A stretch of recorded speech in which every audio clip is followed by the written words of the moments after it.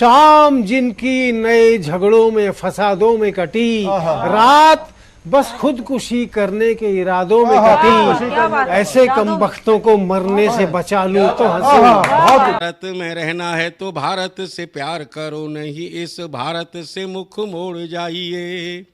जिस मुल्क के रिवाज रीति नीति हो पसंद, उस मुल्क से ही नेज नाता जोड़ जाइए। एक राजा ने मांग भरी फिर मेरा मस्तक फोड़ दिया। एक राजा ने मांग भरी फिर मेरा मस्तक फोड़ दिया।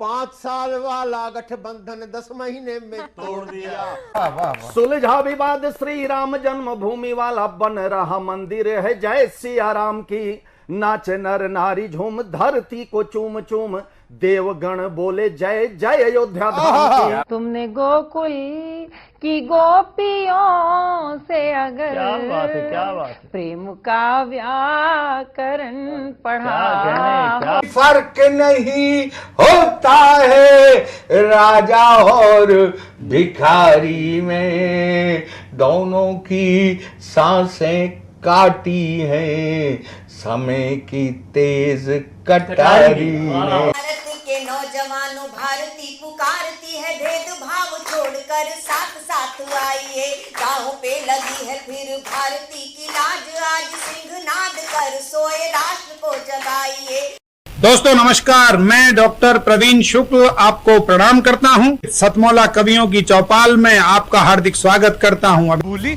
मैं तेरे बच्चे का बाप बनने वाला हूं, ये देख। ओ फुद्दू, एक गैस से भरा गुब्बारा अपनी माँ को दिखाइयो। लाइफ में कुछ बातों का बचना बहुत मुश्किल, और जब हो साथ सतमोला और उसका चटपटा टेस्ट, तो हर चीज बचेगी आसानी से। Satmola celebrates the release of Fukre 3 in theaters near you. CM साहब, हमारे 30 विधायक अपोजिशन पार्टी में चले गए, अब आप सीएम नहीं रहे। सतमोला तो अब नया सीएम कौन बन रहा है? Tell me. सतमोला खाओ, कुछ भी बचाओ। नमस्कार, सतमौला कवियों की चौपाल में आप सभी दर्शकों का हार्दिक स्वागत है। सतमौला कवियों की चौपाल में आज हमारा परम सौभाग्य है कि आज हमारे बीच में जो उपस्थित हैं, आज इस कार्यक्रम को जो भव्य गरिमा में एक आनंद हमें प्रदान किया करने वाले जो हमारे साथ उपस्थित हैं, उनका नाम होता है श्री डॉक्टर संदीप मारवा।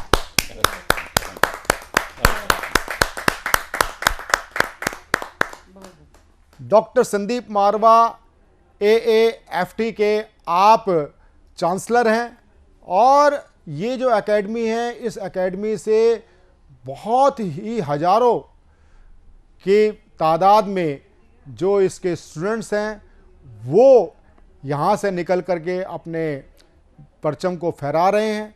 आप जो वर्तमान में जो नोएडा है, आज नोएडा जो आज अंतर्राष्ट्रीय फलक पर उपस्थित है, उसका जो कारण है और उसके जो एक पुरोधा है, वो डॉक्टर संदीप मारवा ही हैं।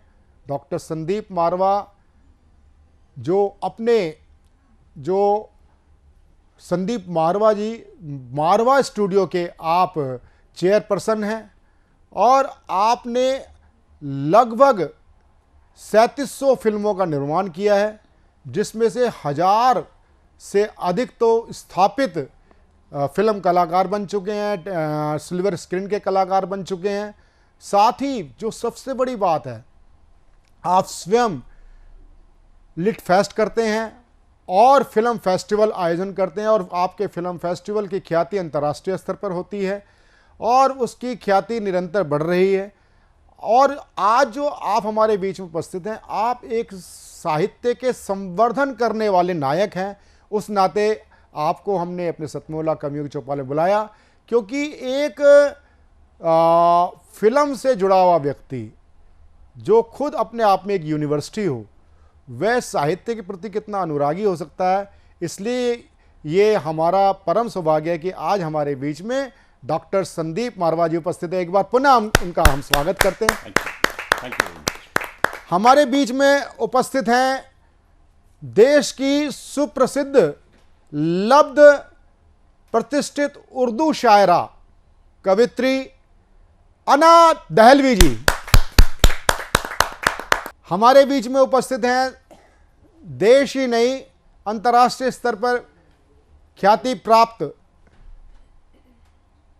बहुत ही जो हास्य व्यंग्य के कवि हैं और प्रज्ञान पुरुष कहा जाता है, यानी कि आपने विज्ञान के ऊपर जितनी हास्य व्यंग्य की चुटीली रचनाएं दी हैं वो शायद किसी ने नहीं दी, और आप विज्ञान कवि सम्मेलन में भी आप पाए जाते हैं, छाए जाते हैं। जोरदार तालियों के साथ पंडित सुरेश नीरव।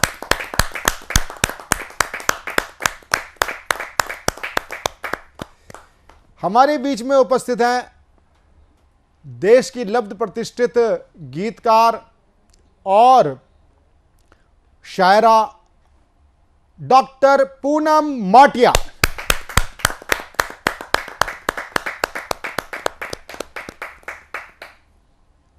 अब मैं सीधे सीधे हम प्रारंभ करेंगे संदीप मारवा जी से। संदीप मारवा जी आज पहली बार आए हमारे इस साधना टीवी के परिसर में, सतमोला कवियों की चौपाल में। मैं बात कर रहा था संदीप जी की।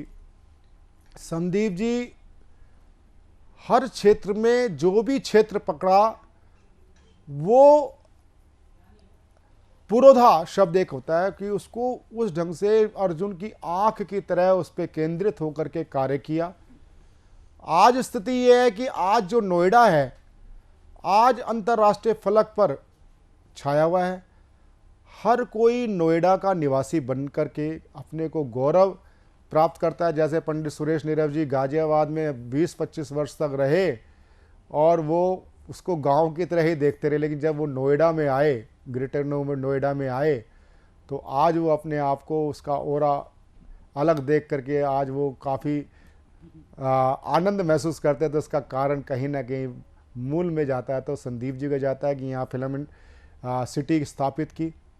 और कभी जब नोएडा लोग आते थे तो लोग बड़ा अचंभा महसूस करते थे क्या होगा, लेकिन आज जो दिल्ली एनसीआर में जो गुड़गांवा नोएडा का स्थान है वो हमें विदेश की एक परिकल्पना साकार करने वाला जैसा बनता है।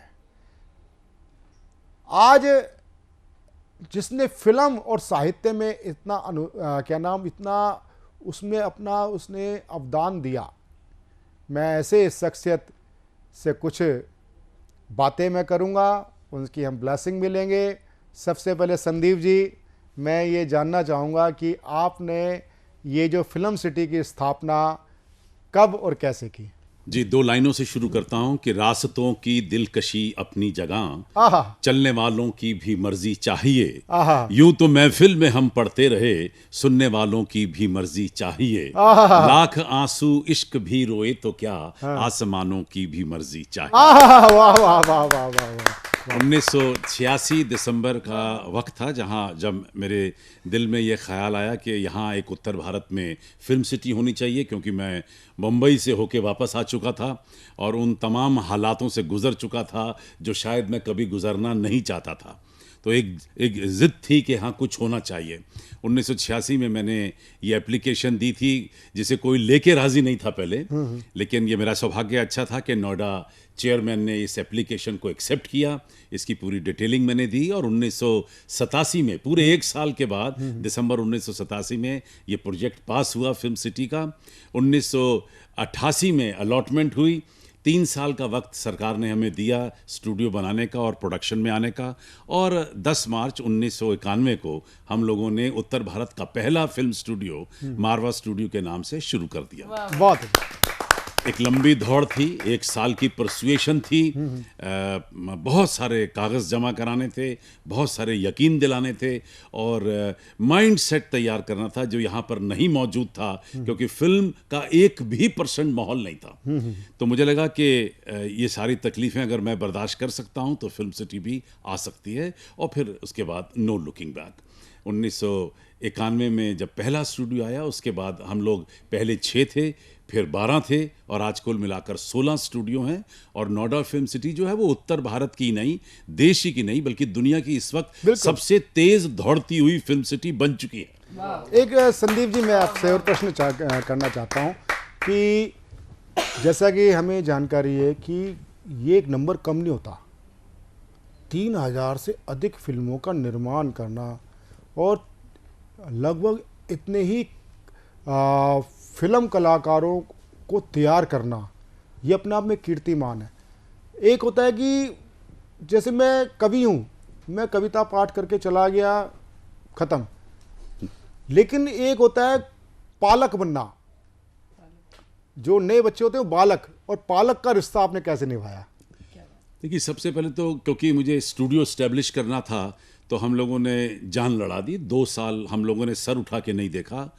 और मैं कट शॉर्ट करूं तो आज 30 सालों में हम लोग ने मारवा स्टूडियो से तकरीबन 4,500 टेलीविज़न प्रोग्राम, 50 से भी ज़्यादा चैनल के लिए, करीब 125 फीचर फिल्मों के साथ हम लोग जुड़े, 5,000 ट्रेनिंग फिल्मों का निर्माण हुआ और 3,300 शॉर्ट फिल्में बनाकर हमने अंतर्राष्ट्रीय रिकॉर्ड कायम किया।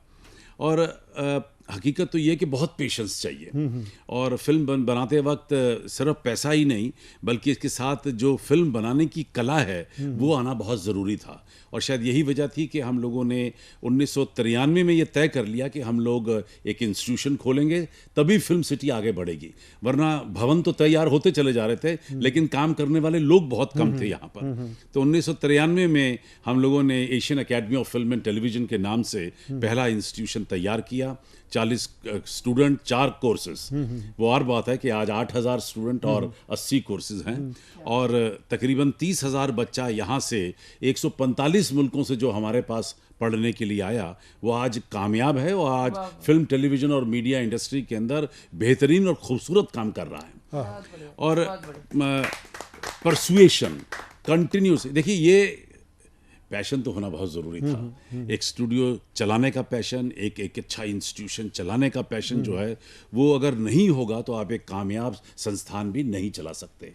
आज ये कहते हुए हर्ष होता है कि AAFT जो है वो दुनिया के 10 सबसे बड़े फिल्म स्कूलों में इसका नाम आता है और तकरीबन 27 मुल्कों में AAFT जो है वो केस स्टडी है।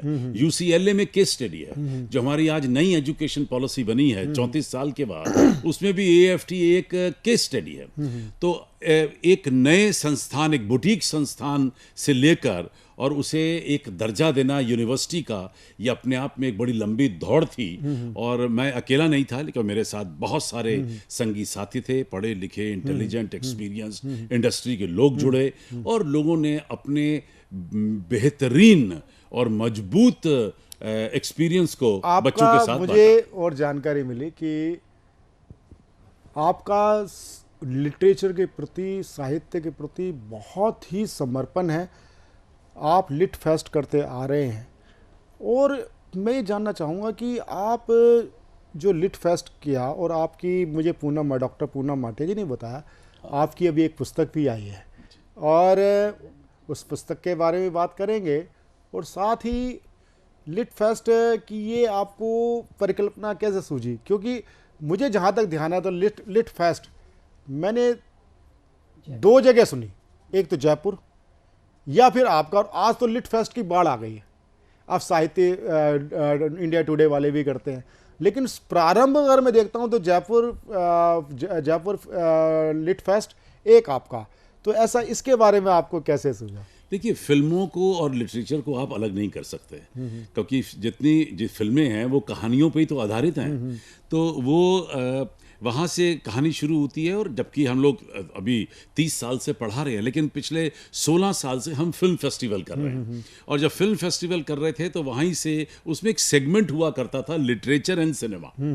उस सेगमेंट को मैंने कहा कि ये बहुत ही इंटरेस्टिंग है, तो इस सेगमेंट को हम यहाँ तो करेंगे ही, लेकिन यहाँ से एक फेस्टिवल तैयार हुआ।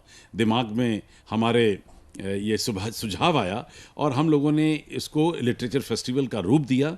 आज कहते हुए मुझे बड़ी खुशी है कि 10 साल से हम लोग लिटरेचर फेस्टिवल अब कर रहे हैं और जो देश ही नहीं बल्कि अंतर्राष्ट्रीय स्तर के ऊपर कामयाब हुआ है। पिछले लिटरेचर फेस्टिवल तकरीबन 165 राइटर्स और कवियों ने भाग लिया। 3 दिन का ये फेस्टिवल होता है, तकरीबन 52 इवेंट होते हैं 3 दिन के अंदर और करीब 20,000 लोगों की हमें फुटफॉल मिली 3 दिन के अंदर और करीब 70 70 देशों ने भाग लिया।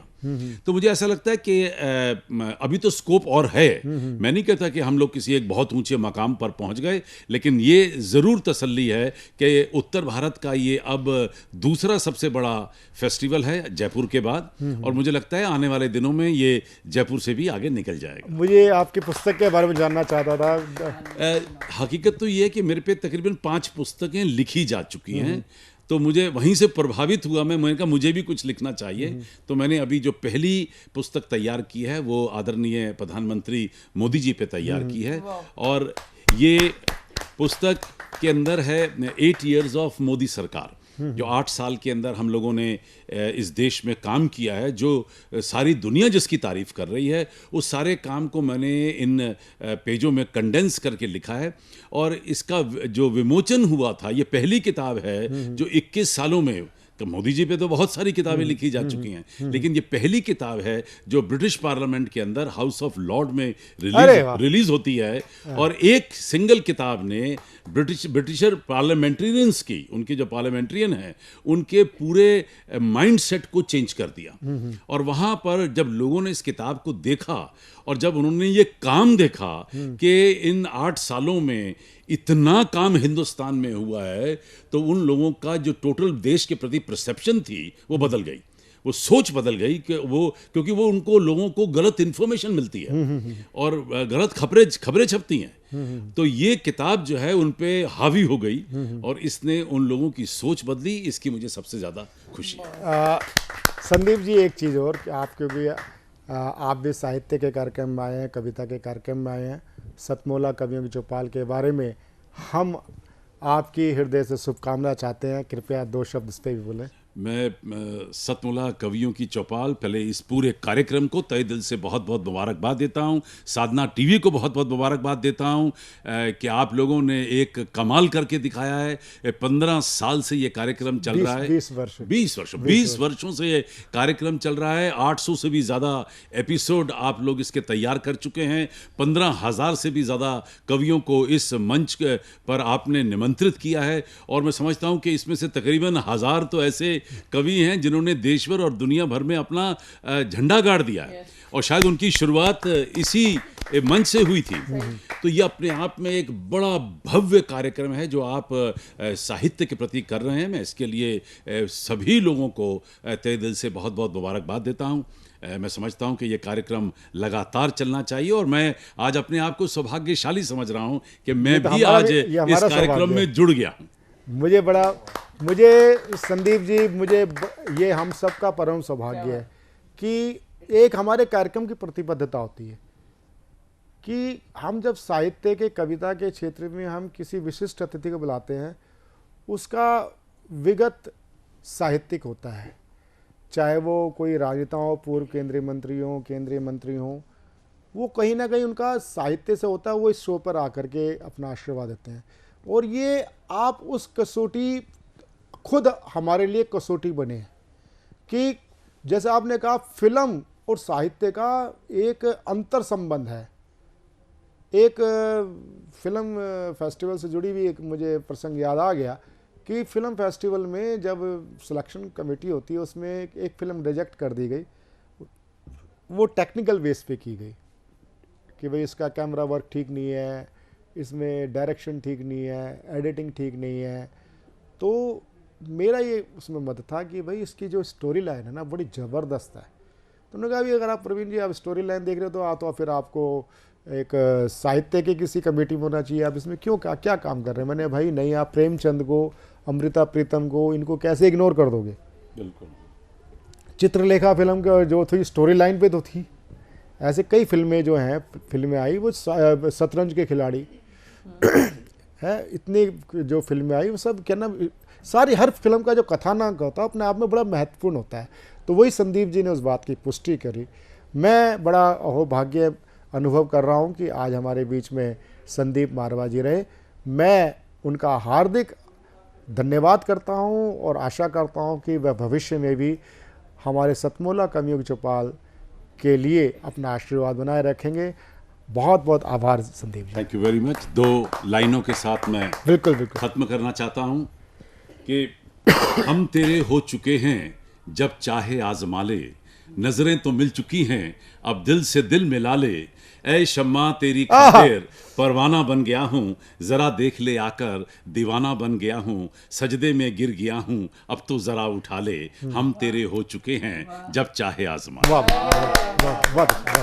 सतमौला कवियों की चौपाल में हम जिनको कविता पाठ कराने जा रहे हैं, और वो एक उर्दू अदब की बहुत ही शानदार एक कवित्री हैं। अगर मैं कहूँ विश्वविख्यात हैं। और सबसे बड़ी बात है कि कवि और साहित्यकार होना बड़ी बात नहीं है, उसका मर्म और धर्म समझना बहुत बड़ी बात होती है व्यवहार में। उसको सिद्ध कर रही है हमारे बीच में उपस्थित उर्दू की शायरा अना दहलवी, जिनको मैं बड़े स्नेह से प्रेम से अना दीदी बोलता हूँ। और अना दीदी के लिए बहुत बार भी मैं अपने टीवी शो पे बोल चुका हूँ। उनके लिए जिस मिजाज की वो शायरा है, दो पंक्ति कहना चाहूँगा। कहूँ क्या किस तरह से जिंदगी को जी लिया मैंने, कहूँ क्या किस तरह से जिंदगी को जी लिया मैंने। चुभन सुई घुटन धागा लबों को सी लिया मैंने, लबों को सी लिया। एक बार फिर आप सबको प्रणाम करती हूँ, नमन करती हूँ, और साधना चैनल की और ख़ास तौर पे सतमौला की चौपाल की ख़ास तौर पे शुक्रगुजार हूँ कि इस प्रोग्राम में मुझे हर बार मोहब्बतों से याद रखते हैं प्रवीण भैया और साधना चैनल वाले और सतमौला चौपाल वाले। मैं उनकी बहुत आभारी हूँ। और आज मैं सीधे सीधे अलीगढ़ से चली आ रही हूँ। जो मैं सबकी मोहब्बतें चाहती हूँ, मंच से भी सबका साथ चाहती हूँ, सभी मेरे सुनने वालों तक। ये जो मेरे सभी साथी हैं, पढ़ती हूँ, सुनिएगा। 4 पंक्तियाँ बिल्कुल ताज़ा हैं, अगर अच्छी लग जाए, आप सबका मन मिले, सुनिएगा। नीरव जी आपका वही मन चाहती हूँ, सुनिएगा। पत्थरों में हर पत्थर देवता नहीं होता, पत्थरों में हर पत्थर देवता नहीं होता। साफ कितना पानी हो आईना नहीं होता, साफ कितना पानी बहुत अच्छे हो आईना नहीं होता, आईना नहीं होता। मंजिलों को पाने में एक उम्र लगती है। वाह रे वाह वाह वाह वाह। मंजिलों को पाने में एक उम्र लगती है। एड़ियां उठाने से कद बड़ा नहीं, एड़ियां उठाने से कद बड़ा नहीं होता। अरे वाह, अरे वाह, बहुत शुक्रिया, बहुत शुक्रिया। एड़ियां उठाने से कद बड़ा नहीं, एड़ियां उठाने से कद बड़ा नहीं होता।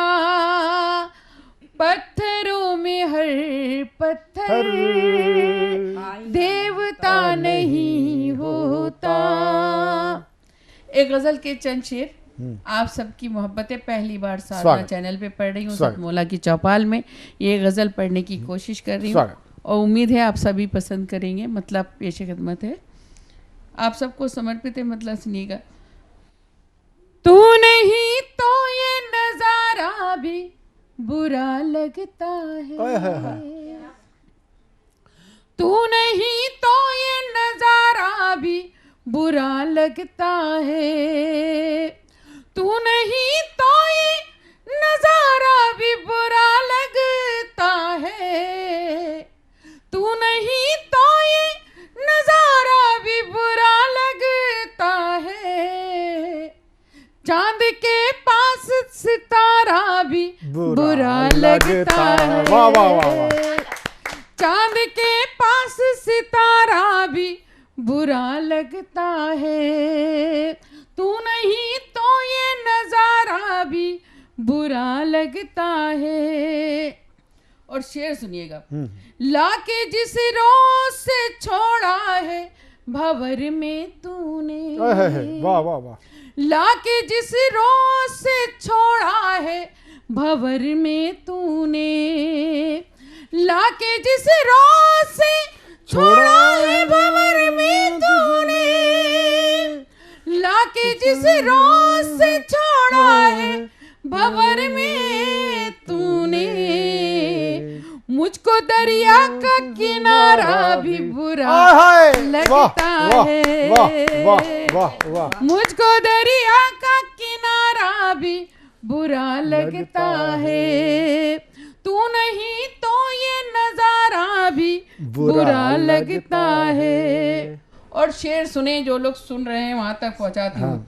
बेवफाई का चलन आम हुआ लोगों में, हालांकि मैंने पहले कुछ और लिखा था मर्दों में, मगर मर्द बुरा मान जाएंगे, इसलिए मैंने लोगों में कर दिया। सुनिएगा, वो सब तक पहुंच जाएगा। ऐसा नहीं है कि औरतें बेवफा नहीं होती, आदमी भी बेवफा होते हैं, औरतें भी होती हैं। सुनिएगा, बेवफाई का चलन आम हुआ लोगों में, बेवफाई का चलन आम हुआ लोगों में, बेवफाई का चलन आम हुआ लोगों में, अब तो वो जान से प्यारा भी बुरा बहुत अच्छे, बहुत अच्छे, बहुत अच्छे, बहुत अच्छे, बहुत अच्छे। अब तो वो जान से प्यारा भी बुरा लगता बहुत अच्छे, है। बहुत अच्छे, बहुत अच्छे। और आखिरी शेर, फिर आपसे इजाजत। स्वागत। मैं पूरी गजल नहीं पढ़ूंगी। हाँ नहीं, स्वागत स्वागत। और ये शेर किसी को समर्पित भी कर सकती थी अगर कोई होता, मगर मैं कोई बात नहीं, वहां तक पहुंचाना चाहती हूँ। सर आपके लायक अगर होता जरूर मैं कर देती आपको। सुनिएगा, शादी करना भी है जंजीर पहनने की तरह, शादी करना भी है जंजीर पहनने की तरह, शादी करना भी है जंजीर पहनने की तरह, शादी करना भी है जंजीर पहनने की तरह, लेकिन इंसान का वारा भी लेकिन इंसान का वारा भी बुरा लगता है। बहुत बहुत शुक्रिया, बहुत अच्छे, बहुत अच्छे, आज की सभा में मुझे बुलाया, मैं आपकी बहुत शुक्रगुजार हूँ।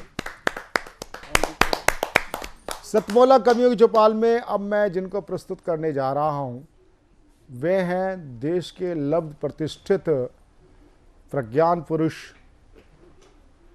पंडित सुरेश नीरव जी। पंडित सुरेश नीरव जी संस्कृति समन्वय समिति के नाम से पटल भी चलाते हैं और देश के लब्ध प्रतिष्ठित कवियों के साथ नव रचनाकारों को भी प्लेटफॉर्म देते हैं और सतमौला कवियों की चौपाल समविचारित संस्थाओं के साथ परस्पर एक सूझबूझ का हम नाता समझौता रखते हैं। हम चाहते हैं कि जिस प्रकार से पंडित जी कार्य कर रहे हैं वो आगे बढ़ता रहे और पंडित जी की एक जो विशेषता है वो विशेषता है कि हास्य को गेयता की दृष्टि से प्रस्तुत करते हैं। हास्य और गेयता का सम्मिश्रण करके जो वो खोमचा जमाते हैं वो अपने आप में भी अद्वितीय है। और पंडित जी श्रृंगार, और वो भी जब अना दहलवी साथ बैठी हो तो श्रृंगार इनके मुंह से निकलना शुरू हो जाता है। वैसे तो मूलतः वो हास्य के कवि हैं। तो मैं पंडित जी के लिए दो पंक्तियां निवेदित करना चाहूँगा। वो पंक्तियां डॉक्टर कुंवर बेचैन, श्रद्धेय मेरे काव्य गुरु डॉक्टर कुंवर बेचैन जी की हैं और उसी मूड में वो आज पढ़ना चाहते हैं। वो डॉक्टर कुंवर बेचैन जी कहते हैं, नदी बोली समंदर से मैं तेरे पास आई हूँ, मुझे भी गा मेरे शायर मैं तेरी ही रुबाई हूँ, मैं तेरी ही रुबाई हूँ। पढ़ाई। नमस्कार, मैं सुरेश नीरव आज सतमोला कवियों की चौपाल में अपनी कुछ हास्य व्यंग की कविताएं लेकर आपके सामने आया हूं। जितने भी लोग मुझे सुन रहे हैं उन सबका स्नेह, उनकी मोहब्बतें चाहता हूं।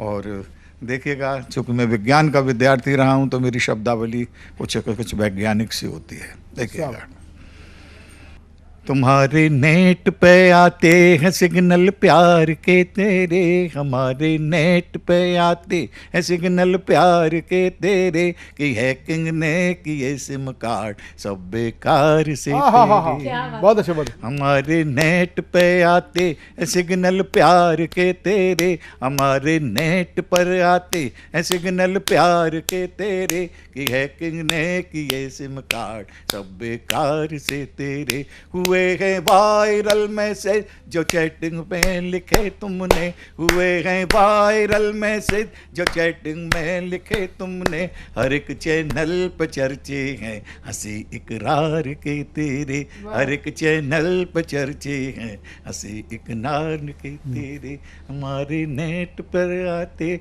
हैं सिग्नल प्यार के तेरे। बहुत। दूसरा देखिएगा, तुम्हारी सेल्फी को देख के दीवाने पिटते हैं, तुम्हारी सेल्फी को देख के दीवाने पिटते हैं, जो आए इश्क पे खतरा तो मजनू फेक दिखते हैं, जो आए इश्क पे खतरा तो मजनू फेक दिखते हैं। कभी यूनान के नखरे कभी हर्बल अदाएं हैं, कभी यूनान के नखरे कभी हर्बल अदाएं हैं, कि आयुर्वेद के तंदूर में बर्गर भी सिकते हैं, कि आयुर्वेद के तंदूर में बर्गर भी सिकते हैं। तो ये मैंने 2 कथा पढ़े थे। और अब आप देखिएगा, एक रचना पढ़ता हूँ मैं।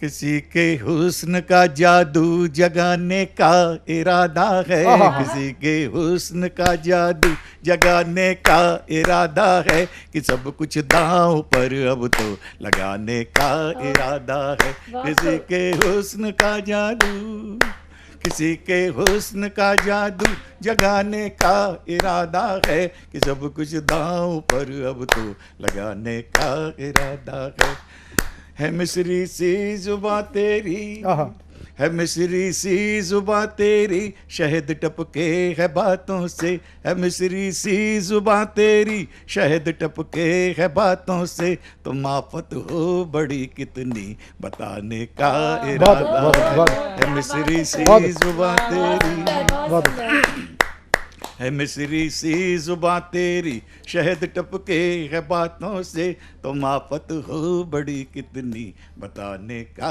इरादा है। किसी के हुस्न का जादू जगाने का इरादा है, कि सब कुछ दांव पर अब तो लगाने का इरादा है। सहम कर शाम को तन्हा, सहम कर शाम को तन्हा मिलोगी जब बगीचे में, सहम कर शाम को तन्हा मिलोगे जब बगीचे में, तुझे नाजुक शरारत से सताने का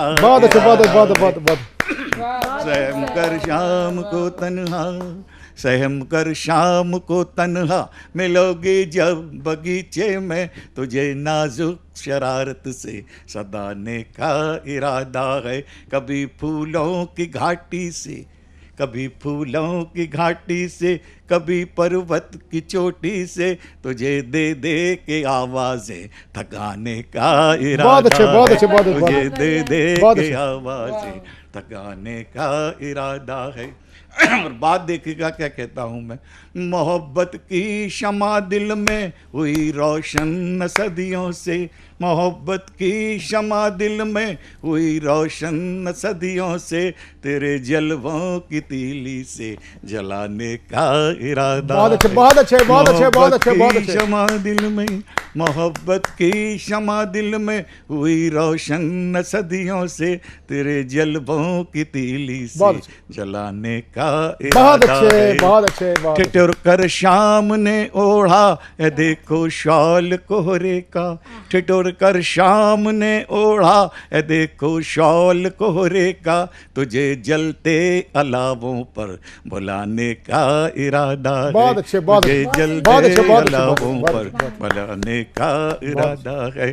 तुझे नदियों की कलकल में, तुझे नदियों की कलकल में, तुझे भंवरों की गुनगुन में, तुझे खुशबू की रुनझुन में बसाने का बहुत अच्छे, इरादा बहुत अच्छे, है। बहुत अच्छे, इसी बहुत के अच्छे, बहुत हुस्न बहुत का अच्छे। जादू, फटाफट तुम चली आओ मेरी उजड़ी हवेली में, फटाफट तुम चली आओ मेरी उजड़ी हवेली में, तुझे टूटे खटोले पर सजाने का इरादा बहुत अच्छे, है। बहुत अच्छे, बहुत तुझे अच्छे, टूटे बहुत अच्छे, बहुत अच्छे, खटोले पर सजाने का इरादा है। बहुत बहुत किसी आभार। के हुस्न का जादू। बहुत अच्छे, बहुत अच्छे, बहुत अच्छे। और अब मैं तो अब ऐसे में जब देश की बात करते, चुनावों के परिणाम आ चुके हैं और अभी भी मैं देख रहा हूँ टीवी चैनल्स पे मुर्गे मुर्गियाँ लड़ रहे हैं, कोई बधाई किसी को दे रहा है, कोई बधाई छीन रहा है। ऐसे में सबरस मुसरानी याद आते हैं कि हाई कमान ने, राजेंद्र राजा जी की पंक्तियां याद आ रही हैं सबरस मुसरानी के लिए। हाई कमान ने भैया जी को पार्टी से निकाल दिया, यानी कि हीरे को कांच समझ नाली में डाल दिया। मेरी धर्म पत्नी बड़े दुखी स्वर में बोली, देखो जी पहले नेताजी कोठी बंगला कार से देश चलाते थे और आज पान की दुकान लगा रहे हैं। मैंने कहा रे बेवकूफ, ये पहले भी चूना लगाते थे और आज भी चूना लगा रहे हैं। आइए सबरस मुसरानी जी। मैंने पत्नी से एक दिन कहा, देवी मेरा ही संगीत है और मैं ही गीत गा रहा हूं, मेरा ही संगीत है और मैं ही गीत गा रहा हूं, तू मेरी फिल्म में हीरोइन बनेगी, मैं एक फिल्म बनाने जा रहा हूं। तू मेरी फिल्म में हीरोइन बनेगी, मैं एक फिल्म बनाने जा रहा हूं। पत्नी बोली, हाँ हाँ बनूंगी बनूंगी, मेरे पास आओ और तुम्हारी फिल्म में क्या काम करना है जल्दी से बताओ, तुम्हारी फिल्म में क्या काम करना है जल्दी से बताओ। मैंने कहा कोई खास काम नहीं, तू अपनी अदाओं पे अड़ी रहना, कोई खास काम नहीं, तू अपनी अदाओं पे अड़ी रहना। जंगल में जो नदी है ना, तू उस नदी के पानी में 1 घंटे तक खड़ी रहना, उस पानी में 1 घंटे तक खड़ी रहना और हीरो तेरी अदाओं पे मरता रहेगा, हीरो तेरी अदाओं पे मरता रहेगा। कैमरामैन तेरी शूटिंग करता रहेगा, कैमरामैन तेरी शूटिंग करता रहेगा। बोली, इतना तो मैं कर लूंगी, इस काम में क्या है, इतना तो मैं कर लूंगी, इस काम में क्या है, मगर ये बताओ तुम्हारी फिल्म का नाम क्या है, तुम्हारी फिल्म का नाम मैंने क्या कहा है। मैंने कहा, देवी कितनी खासियत है निर्माता और कवि इस सबरस मुरसानी में, देवी कितनी खासियत है निर्माता और कवि इस सबरस मुरसानी में। मेरी फिल्म का नाम है गई भैंस पानी में, गई भैंस पानी में। अब तो यह सुनते ही वह हक्का बक्का हो गई और गुस्से में फूलकर एकदम कुप्पा हो गई। अब तो यह सुनकर वह हक्का बक्का हो गई और गुस्से में फूलकर एकदम कुप्पा हो गई। सीधी कोप भवन की तरफ बोली, 5-6 दिन तक मुझसे बिल्कुल नहीं बोली। सीधी कोप भवन की तरफ बोली और 5-6 दिन तक मुझसे बिल्कुल नहीं बोली। अगले दिन मुस्कुराती हुई मेरे पास आई और कहने लगी, देखो जी मेरा ही संगीत है और मैं ही गीत गाने जा रही हूँ, मेरा ही संगीत है और मैं ही गीत गाने जा रही हूँ। मेरी फिल्म में हीरो बनोगे, मैं एक फिल्म बनाने जा रही हूँ, मेरी फिल्म में हीरो बनोगे, मैं एक फिल्म बनाने जा रही हूँ। मैंने कहा, हाँ हाँ क्यों नहीं बनूंगा, पहले ये बता तेरी फिल्म में मुझे क्या रोल निभाना होगा, तेरी फिल्म में मुझे क्या रोल निभाना होगा। वह बोली, कुछ नहीं, जो नदी है ना, नदी से घर, घर से नदी पर, नदी से फिर घर, घर से फिर नदी पे, नदी से घर, फिर घर से फिर नदी पे, बार बार आना जाना होगा, बार बार आना जाना होगा। मैंने कहा ये तो मैं कर लूंगा, मगर ये बता तेरी फिल्म का नाम क्या है। ये तो मैं कर लूंगा, मगर ये बता तेरी फिल्म का नाम क्या है। मेरी तरफ करती हुई इशारा हाथ का, मेरी तरफ करती हुई इशारा हाथ का, बोली मेरी फिल्म का नाम है धोबी का कुत्ता घर का न घाट का। धोबी का कुत्ता घर का न घाट का। अभी लेते हैं एक छोटा सा कमर्शियल ब्रेक।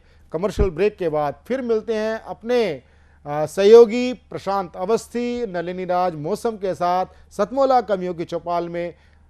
मिलते हैं एक छोटे से कमर्शियल ब्रेक के बाद। भूली, मैं तेरे बच्चे का बाप बनने वाला हूँ, ये देख। ओ फुद्दू, एक गैस से भरा गुब्बारा अपनी माँ को दिखाइयो। लाइफ में कुछ बातों का बचना बहुत मुश्किल है। और जब हो साथ सतमोला और उसका चटपटा टेस्ट तो हर चीज बचेगी आसानी से। Satmola celebrates the release of Fukre 3 in theaters near you.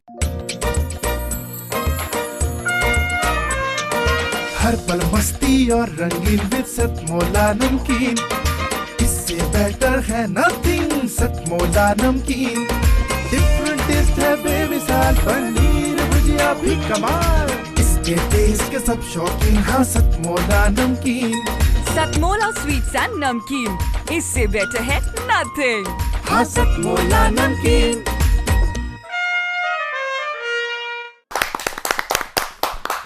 आइए शुरुआत करते हैं अंतराल के बाद में हम फिर एक नई ऊर्जा और नए उत्साह के साथ में सुनते हैं ऐसे अनुभवशील कवियों को कि जिन्होंने आज के कुछ समय पहले अपनी कलम को एक नई दिशा देना शुरू किया। आगे के क्रम में हम जब चले तो छतरपुर, दिल्ली छतरपुर से हमारे बीच में मीना कौशल जी अपनी शब्दों की कारीगरी का कौशल्य लेकर के हम सबके बीच में आ चुकी हैं। आइए स्वागत करते हैं हम उनका एक जोरदार तालियों से। नमस्कार दर्शकों, मेरी एक कविता है, इसका टाइटल है, निशीर्षक है चमचे की आत्मकथा। तो ये थोड़ी सी सटायर है, थोड़ी सी व्यंग्यात्मक है, प्रतीकात्मक है, तो आप थोड़ा ध्यान समझिए। हम में से सभी लोग या तो सरकारी में या प्राइवेट सेक्टर में काम करते हैं जी। तो हर जगह हमने यहाँ चमचा, वाकई में चमचा है इन द सेंस जो चापलूस होते हैं, बॉस की yes boss yes boss yes boss करने वाले होते हैं, उनके ऊपर ये कविता है। तो आप ध्यान से सुनिए, क्योंकि इसमें जो भी पात्र आएंगे वो प्रतीकात्मक हैं और से इस हिसाब से सुनना जी। तो एक रसोई में रहते थे बहुत से बर्तन, जहाँ समझना है तो मैं आपको बताऊंगी। एक रसोई में रहते थे बहुत से बर्तन, यूं तो रहते प्रेम से पर हो जाती अक्सर अनबन। कटोरी थाली चम्मच और गिलास, कटोरी थाली चम्मच और गिलास सब थे कामयाब, पर चमचा था बेहद खास। क्या बात है। चमचा बोला, कोई हमें चमचा कहे या चाटुकार, माना है पक्के कामचोर, फिर भी रहते हैं रौबदार। और लोग पतीले से कहते, यहाँ पतीला बॉस है, लोग पतीले से कहते, अरे यार ये शोर कैसा है, घर में बच्चे लड़ते हो बिल्कुल वैसा है। सब करते थे एक ही शिकायत कि चमचे में ऐसा क्या खास है, वाह, जो हमारे पतीले के दिल के इतने पास है। और चमचे का था काम यही, चमचे का था काम यही कि पहले पतीले को गैस पे चढ़ाया जाए, उसकी शान में दिन रात कसीदे गाए जाए। पतीला बोला सकुचा कर जी, पतीला बॉस बोला सकुचा कर, थोड़ा कंधे उचका कर, युगों युगों से पतीले का चमचे से मेल है। मीठा पके या तीखा, मीठा पके या तीखा, चमचा पतीले के गैल है। सब बर्तन पतीले के अधीन, पर पतीला रहता चमचे संगलीन। सबने पतीले को समझाया, ये चमचा किसी का नहीं भाया। करता रहा सबकी बातों को अनसुना, पतीले की समझ में तब तक कुछ ना आया।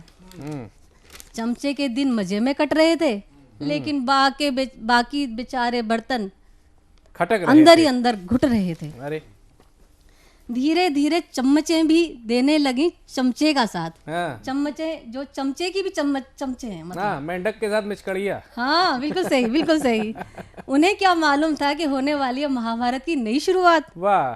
गृह लक्ष्मी रोज रोज की चिल्लपों से परेशान थी। यहाँ गृह लक्ष्मी है द अल्टीमेट बॉस। गृह लक्ष्मी रोज की चिल्लपों से तंग थी, क्योंकि बाकी बर्तनों की चम्मचियों से जंग थी। कुछ सोच, कुछ समझ और करके कुछ विचार, उसने अगले ही पल पतीले को किया रसोई से बाहर। अब बॉस तो चला गया। दुखी कथन से सबने पतीले को विदाई दी। गृह लक्ष्मी ने भी शाम को ही नई पतीली मंगा ली। सबने सोचा चमचे का ऊंट अब पहाड़ के नीचे आएगा। नहीं जानते थे कि वो पहले से भी ज्यादा चौड़ा हो जाएगा। किसी ने पूछा, क्यों भाई चमचा, पतीला गया और तुम्हारी आंखों में कोई नमी नहीं?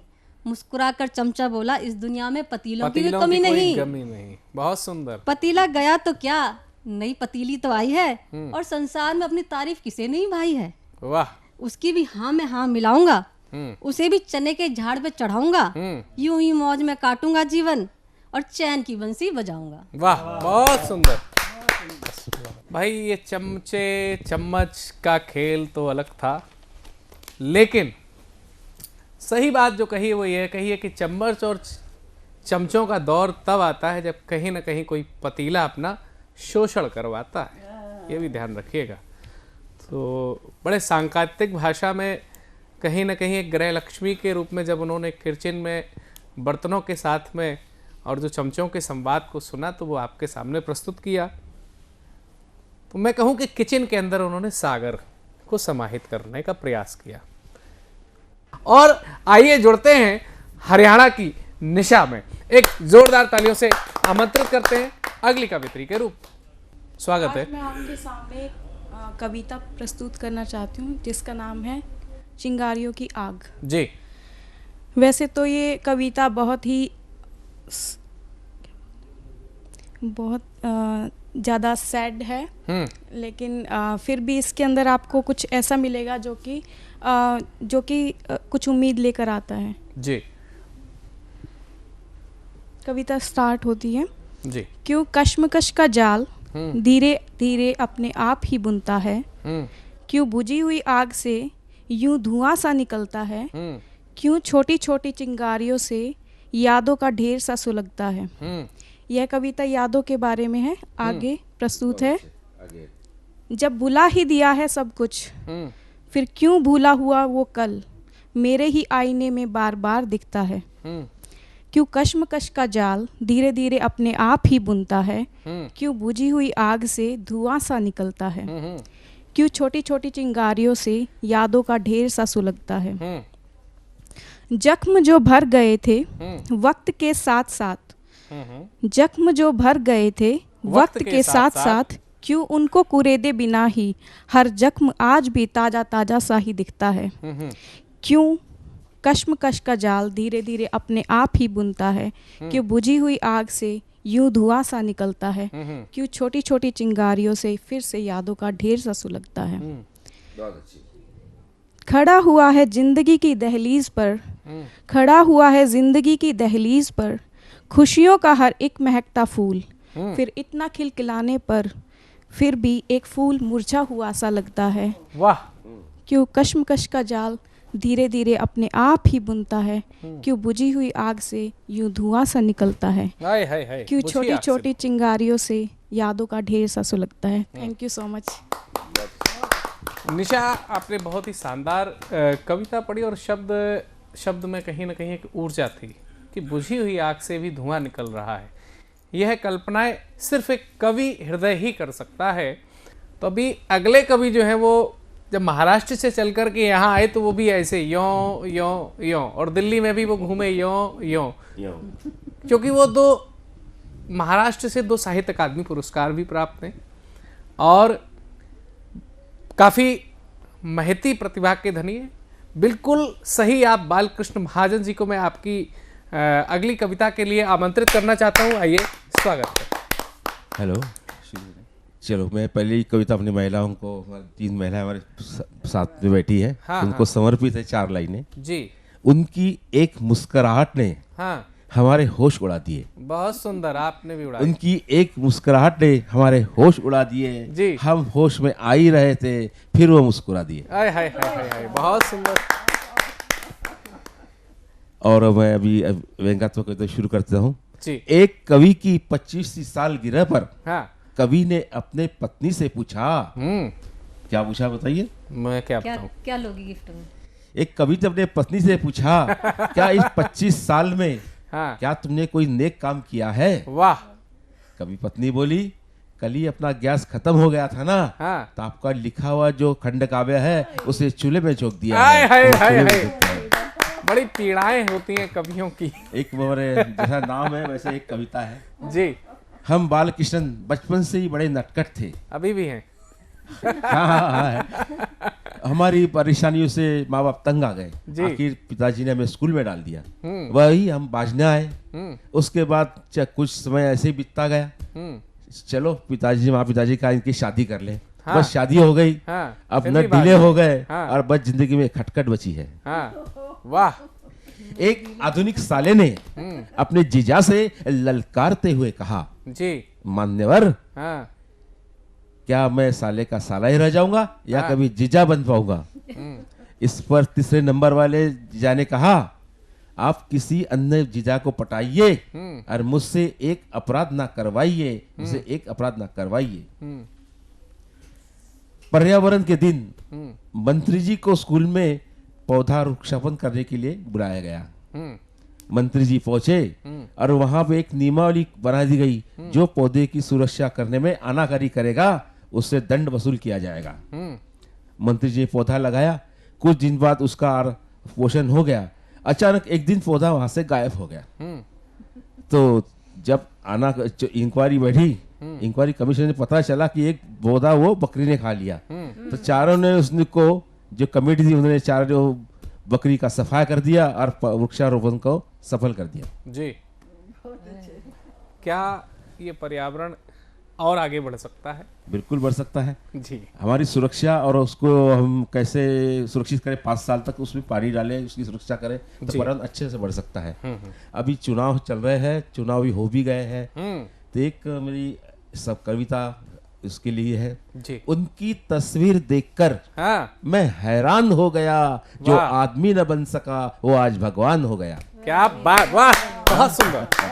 काफी इनकी तस्वीर देखकर मैं हैरान हो गया, जो आदमी न बन सका वो आज भगवान हो गया। 5 साल पहले वे गलियों में भटक रहे थे और बेरोजगारी की डाल पर अधर में लटक रहे थे। सत्ता का डोज पीकर वो बलवान हो गए और हम उल्लू के उल्लू रह गए और वो पहलवान हो गए। बहुत सुंदर, बहुत सुंदर, बहुत सुंदर। मुझे उनके प्रवेश द्वार पर दिखा है, उसका मतलब दूजा नहीं, इसका मतलब कुछ दूजा है।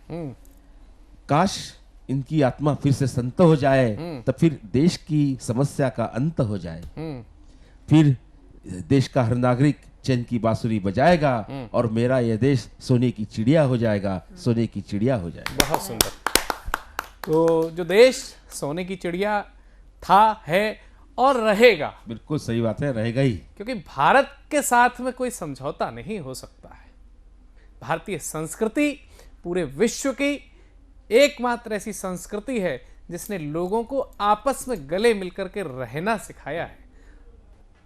और ऐसा ही एक सागर जो कि हमारे बीच में आज हापुड़ से चल करके सचिन सागर के रूप में अपने गीतों के सागर, गजलों की गागर भर करके लाए हैं।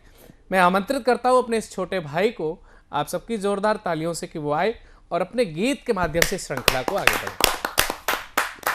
पेश कर रहा हूं एक गीत, सुनिएगा। स्वागत है। मेरे हो तुम मेरे हर जन्म में मेरे हो तुम मेरे हर जन्म में मेरे, रहना यूं ही तुम संग हर जन्म में मेरे हो तुम मेरे हर जन्म में मेरे, रहना यूं ही तुम संग हर जन्म में मेरे। वाह। बन देखिए जी, स्वागत है। हर कदम पर तुमको मैं सनम पाऊं, तेरे बिना अब तो रह ना पाऊं, ख्याल भी तेरे ख्वाब भी तेरे, ख्याल भी तेरे ख्वाब भी तेरे, रहना यूं ही तुम संग हर जन्म में मेरे हो तुम मेरे हर जन्म में मेरे, रहना यूं ही तुम संग हर जन्म में मेरे। वाह। हो के जुदा ना हम, हो ना जुदा हम फिर, है ये दुआ रब से, मांगू तुझे ही मैं हर दुआ में रब से, तुम ही सुबह मेरी, तुम ही हो सब मेरे, तुम ही सुबह मेरी, तुम ही हो सब मेरे, रहना यूं ही तुम संग हर जन्म में मेरे, मेरे हो तुम मेरे, हर जन्म में मेरे, रहना यूं ही तुम संग हर जन्म में मेरे। अंतिम बंद देखे, स्वागत है।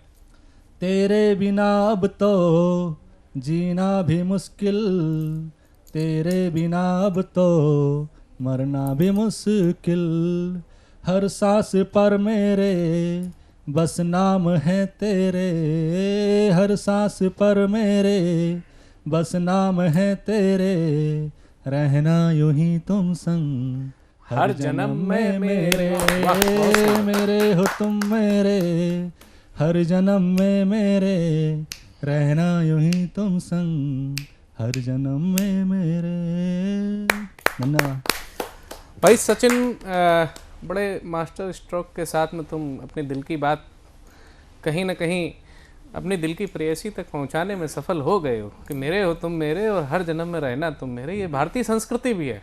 देखिए, बात अलग, एक बच्चा बिगड़ रहा है हमारा, लेकिन भारतीय संस्कृति को निवारक बोले हर जन्म में यही चाहिए। तो इस बिगड़ेपन में भी कहीं ना कहीं एक संस्कार है। तो आइए एक ऐसी हमारी कवित्री जो कि दिल्ली से पधारी हुई हैं, आदरणीय निर्लेप होरा जी को आमंत्रित करता हूं आप सबकी जोरदार तालियों से। धन्यवाद। मेरे चंद सवाल कुदरत से। जी। एक दिन दिल में ख्याल आया कुदरत से कुछ पूछूं। पहले तो पहाड़ों से पूछा, जी, तुम्हें तो अडिग कहते हैं, तुम क्यों टुकड़े टुकड़े होकर लुढ़क रहे हो? उन्होंने मुझे कोई उत्तर नहीं दिया। जी। फिर मैंने समुद्र से पूछा, तुम्हें शांत और गंभीर कहते हैं, तुम क्यों इतने चंचल हो गए कि कोई जवाब उन्होंने भी मुझे नहीं दिया। जी। मैंने सोचा चलो नदियों से पूछती हूँ, क्यों अपनी सीमाएं तोड़ रही हो और तबाही मचा रही हो? नदियाँ भी चुप रहीं। अब बादलों से पूछा, अरे मीठी फुहार देने वाले गुस्से से क्यों फटफटते हो? कोई उत्तर नहीं मिला मुझे। अब मैंने सोचा आसमान की बिजली से पूछती हूँ, ए बादलों के संग गले मिलने वाली, क्यों नीचे आकर सब कुछ खाक कर देती हो? उसने तो मुझे गुस्से से देखा। अब मैंने आग से पूछा कि सर्दी में हमें ताप देने वाली, हमें तरह तरह के पकवान बना के देने वाली, ओ क्यों बावली हो गई, अपने प्यारे पेड़ों का सर्वनाश कर रही है? तू तो उन्हीं की तो जाई है। उसने भी चुप्पी लगा ली।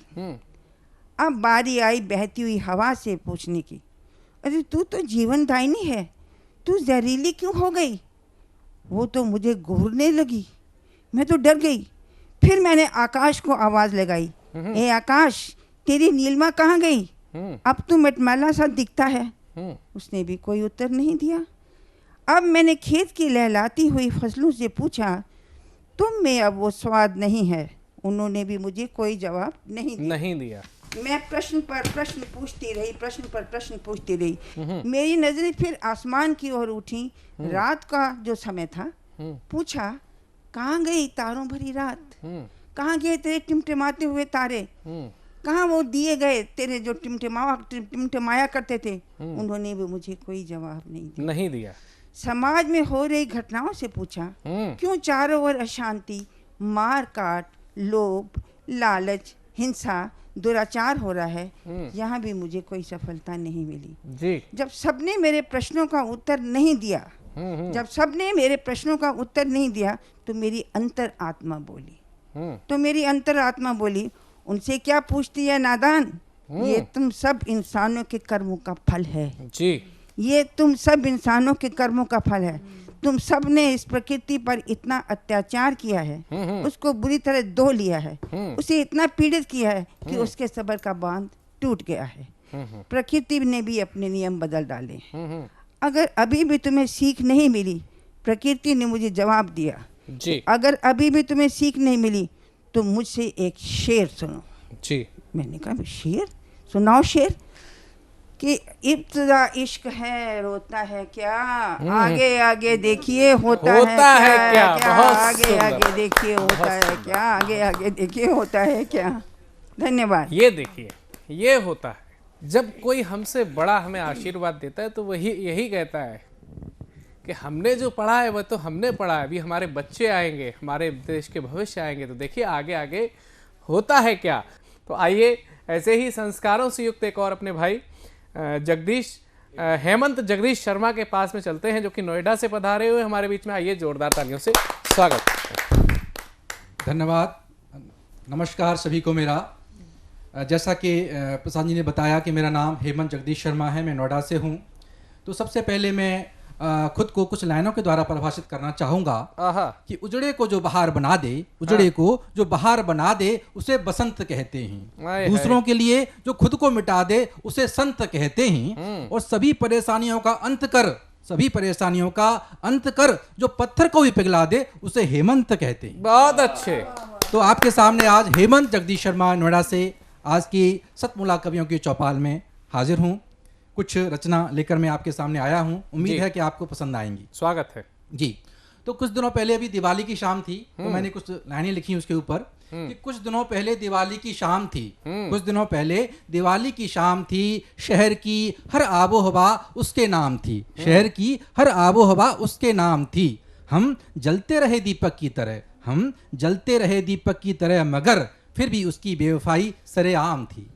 बहुत सुंदर, बहुत सुंदर, बहुत बहुत धन्यवाद।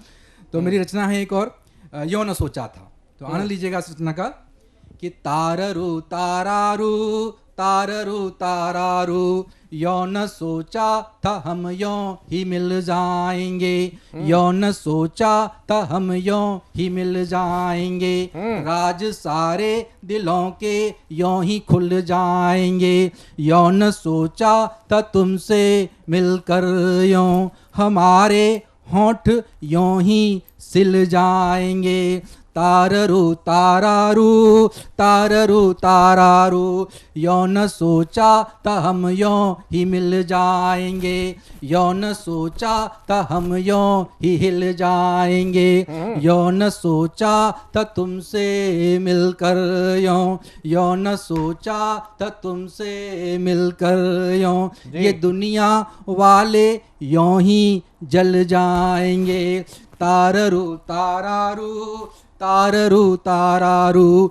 यो न सोचा था हम यो ही मिल जाएंगे, यो न सोचा था हम यो ही हिल जाएंगे, जो रूठोगे तुम तो, जो रूठोगे तुम तो हम यो ही दहल जाएंगे, जो रूठोगे तुम तो हम यो ही दहल जाएंगे, तुम्हारी जिद पर हम यो ही पिघल जाएंगे, यो न सोचा था तुमसे मिलकर यो, यो न सोचा था तुमसे मिलकर यो हमारे चेहरे यो ही खिल जाएंगे, यो न सोचा था हम यो ही मिल जाएंगे, ताररू तारारू ताररू तारारू, यो न सोचा था हम यो ही मिल जाएंगे, हमारे आंसू आँखों में यो ही घुल जाएंगे, हमारे आंसू आँखों में यो ही घुल जाएंगे, ये द्वार सांसों के यो ही खुल जाएंगे, तुम्हारी जुस्तजू में डूब कर, जुस्तजू कहते हैं तलाश को, तुम्हारी जुस्तजू में डूब कर दाग दामन के यो ही धुल जाएंगे, दाग दामन के यो ही धुल जाएंगे, ताररू तारारू ताररू तारारू, यो न सोचा था हम यो ही मिल जाएंगे, राज सारे दिलों के यो ही खुल जाएंगे, ताररू तारारू ताररू तारारू, यो न सोचा था हम यो फिसल जाएंगे। जाएंगे, यो न सोचा था हम यूं मचल जाएंगे, यो न सोचा था तुमको पाकर यूं, यो न सोचा था तुमको पाकर यूं, आग ऐसी लगेगी हम यूं जल जाएंगे, ताररू तारारू ताररू तारारू, यो न सोचा था हम यूं ही मिल जाएंगे, आग ऐसी लगेगी हम यूं जल जाएंगे। धन्यवाद। बहुत सुंदर। अच्छा, आपको समझ में ये लग रहा होगा यों यों यों, ये कहीं पौ पौ पौ ऐसा कुछ नहीं है। एक्चुअली भारतेंदु हरिश्चंद्र जी ने कहा है कि निज भाषा उन्नति है सब भाषण को मूल।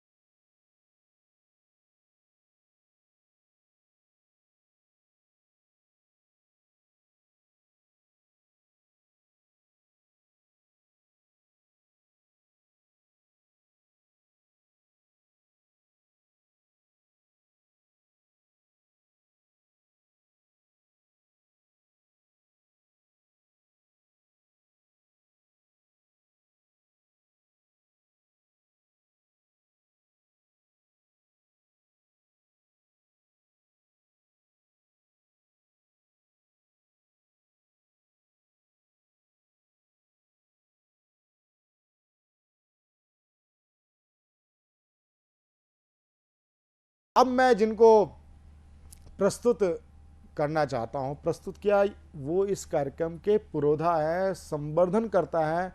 उनका नाम होता है श्री अनिल कुमार मित्तल। सतमोला ग्रुप के आप चेयरमैन हैं और सतमोला कवियों की चौपाल, सतमोला कवियों की चौपाल एक दूसरे के पूरक बनते हुए एक ब्रांड बन चुका है, बहुत बड़ा ब्रांड बन चुका है। उसका नाम होता है सतमोला कवियों की चौपाल। उसके patron, chief patron Shri Anil Mittal ji, आपकी हमें ब्लेसिंग चाहिए, जोरदार ताले के साथ हम उनका स्वागत करें। नमस्कार दोस्तों, मैं अनिल मित्तल, चेयरमैन सतमोला ग्रुप। मैं जैसे आप सब लोग जानते हैं कि 2004 के अंदर मैंने सतमोला कवियों की चौपाल आरंभ करा परवीन आर्य के साथ मिलके। तो हमारा उद्देश्य दोस्तों यही था कि जो आज ये काव्य पाठ है, जो ये बुद्धिजीवी वर्ग जो ये सुंदर काव्य पाठ हम लोग करते हैं, तो वो धीरे धीरे आज के ज़माने में लुप्त ना होता जाए। जो आज मॉडर्नाइजेशन चल रहा है, जितना टीवी पे हम और भी चीज़ें बढ़ती जा रही हैं, तो ये ना हो कि हमारी पुरानी जो ये एक संस्कार थे, पुरानी सभ्यता थी, कविता पाठ था, वो धीरे धीरे ये लुप्त होता जा रहा था। तो इसीलिए हम दोनों ने मिलकर 2004 के अंदर सतमोला की कवियों की चौपाल आरंभ करी, जिसके अंदर हम ऐसा प्लेटफॉर्म देते रहे हैं जिसके अंदर नए से नए कवि, जो भी कवि काव्य पाठ है उसमें करना चाहे उसका स्वागत करते हैं हम लोग, उन्हें मौका देते हैं नए नए कवियों को। और आप लोगों से यही निवेदन है कि जो भी चाहे आप पहली बार काव्य पाठ करते हैं तो आप सतमोला कवियों की चौपाल के प्लेटफॉर्म पर आएँ, आप लोगों का स्वागत है। उसके अंदर आप अपनी मौलिक कविताओं को सुनाएं, उनके अंदर जो भी कमी होगी तो हमारे पुराने जो एक्सपीरियंस कवि हैं वो उनको सुधारेंगे और आपको और इम्प्रूव करने की कोशिश करेंगे। आपसे निवेदन है कि सतमोला कवियों की चौपाल में आएँ और अपना काव्य पाठ करें। सतमोला कवियों की चौपाल में अभी तक आपने सतमोला कवियों की चौपाल में देश के वरिष्ठ लब्ध प्रतिष्ठित कवियों को सुना, संदीप मारवा जी को आपने सुना, आपने हमारे अनिल मित्तल जी को सुना। यदि आप भी सतमोला कवियों की चौपाल में अपना काव्य पाठ करना चाहते हैं, आप नवांकुर हैं और आपको अभी तक कोई सही प्लेटफॉर्म नहीं मिला है, तो यदि आपने गलती से भी ये टीवी कार्यक्रम देख लिया है तो आप सही जगह पहुँचे हैं। टीवी स्क्रॉल पे चल रहा नंबर 9711182183 पे आप हमसे व्हाट्सअप कीजिए, आप हमें टेक्स्ट मैसेज कीजिए, आप हमें फ़ोन कीजिए। ये हमारी लाइन 24 घंटे खुली रहती है, इस पे आप हमें कर सकते हैं। और सतमोला कवियों की चौपाल केवल नवांकुरों को मौका ही नहीं देता, शुभ अवसर ही नहीं देता, विश्वसनीय प्लेटफॉर्म है। देखिए, लोग तो कहेंगे, लोगों का काम है कहना। हम समालोचना आलोचना से घबराते नहीं हैं, लेकिन कुछ लोग दुष्प्रचार करना चाहते हैं, करें। लेकिन वाकई में ये गाना किशोर कुमार का जो गाया हुआ है, कुछ तो लोग कहेंगे, लोगों का काम है कहना।